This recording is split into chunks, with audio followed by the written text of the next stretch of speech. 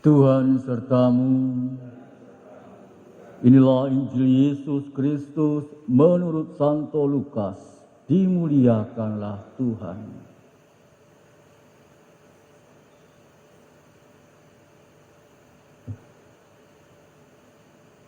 Pada suatu ketika Yesus bersabda kepada murid-muridnya, sebagaimana halnya pada zaman Nuh, demikian pula kelak pada hari Anak Manusia.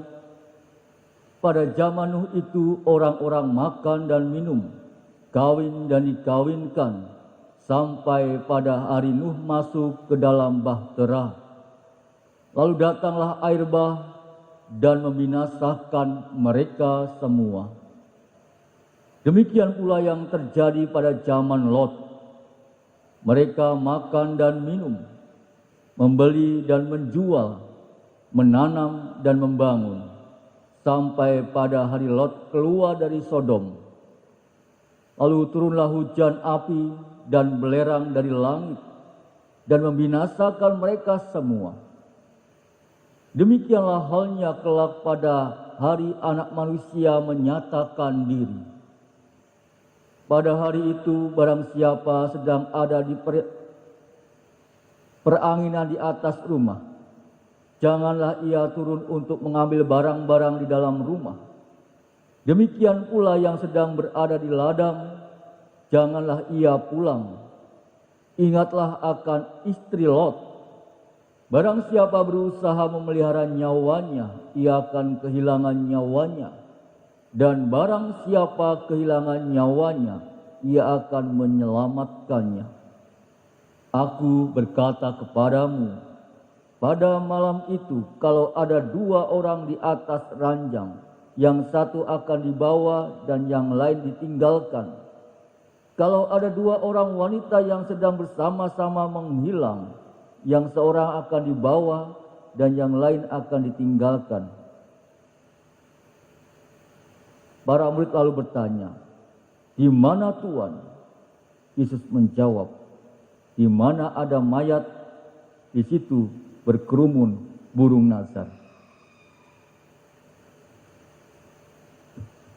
Demikianlah Injil Tuhan. Terpujilah Kristus.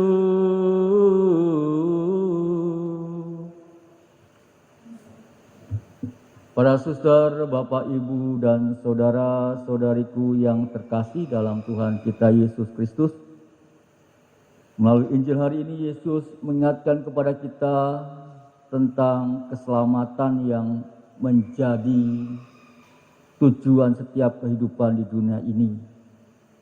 Yesus membantu kita untuk melihat lagi tentang kedatangan kerajaan Allah, yang tentunya merupakan bagian terindah dari misteri ilahi dalam hidup kita.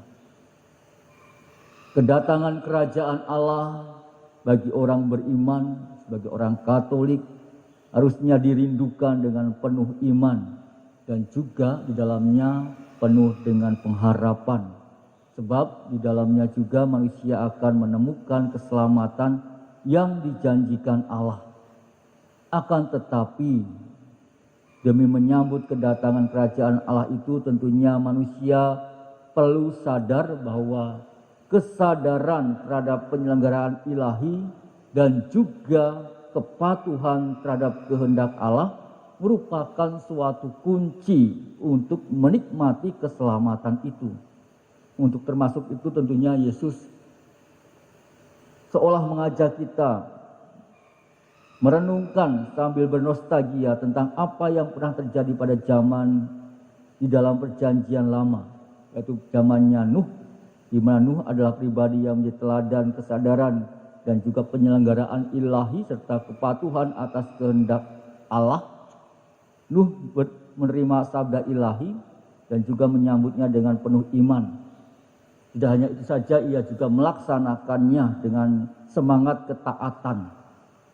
Meskipun mungkin banyak orang menyindirnya, namun tetap Nuh yakin dan teguh akan nubuat penyelamatan yang diterimanya. Karena keyakinan itulah maka Nuh luput dari kebinasaan. Saudara yang terkasih, tentu tidak bisa dipungkiri bahwa peradaban dunia sedang berganti dan hal ini menyentuh juga pergeseran dalam pola pikir, pola merasa dan juga cara bertindak manusia. Jika tidak mengikuti perubahan zaman, maka orang akan disebut, katakanlah kalau orang mengatakan itu jadul alias kuno, agak nggak gaul. Dengan demikian jika seorang hendak mengikuti perkembangan zaman ini, maka sudah barang tentu ia harus siap bersaing dalam dunia dewasa ini yang dipenuhi dengan suatu kompetensi. Jika tidak mampu bersaing, maka akan kalah dalam suatu persaingan. Jika tidak mampu, tentunya kita pun akan mengalami kekalahan dan tidak mengalami keselamatan. Tak heran bahwa zaman ini orang berusaha untuk selalu meningkatkan dalam diri kita persaingan dunia yang telah mengandalkan kemampuan dan juga kemampuan diri kita.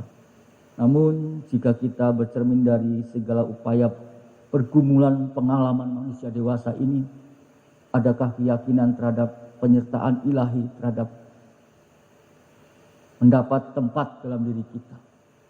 Kita yakin dan percaya bahwa kerajaan Allah itu tetap hadir dalam diri kita, meskipun dalam perubahan-perubahan zaman dalam diri kita itu terjadi. Andai kata kita tetap setia, tetap berharap kepada Tuhan dan juga menggantungkan hidup kita kepadanya dalam iman dan keyakinan kita. Kemuliaan kepada Bapa dan Putra dan Roh Kudus